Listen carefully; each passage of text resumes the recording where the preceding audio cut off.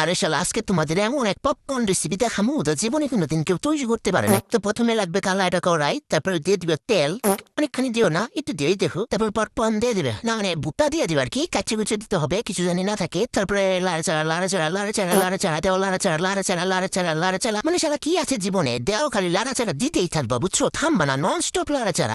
তারপর যে সাইডে তেল ওই সাইডে রাখবো বুঝছো। তারপর আবার হাত দিয়ে একটু দেখবা যে হইতেছে নাকি, আমার মতো চেটকেও বুঝছো, তাহলে বেশি মজা হইব।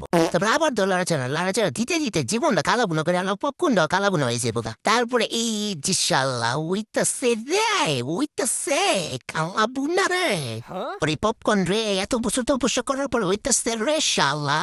আর জীবনেও আমি বাইরে থেকে পপকর্ন কিনে খাবো না বুঝছো, দোকানে পপকর্ন আর খাবো না বুঝছো। ভাবতাছি নিজেই একটা পপকর্নের দোকান দিয়ে দিই, কেমন হয় বন্ধুগণ? ভালো হয় না? দেখছো আমার পপকর্ন গুলো কি সুন্দর নম্রভদ্র আর কালাভুনা টাইপের হয়েছে, দেখেই বুঝে যাচ্ছে এগুলো উচ্চ বংশের পপকর্ন। রেসিপিটা স্বাদ লাগলে ফলো মেরে দিও রে।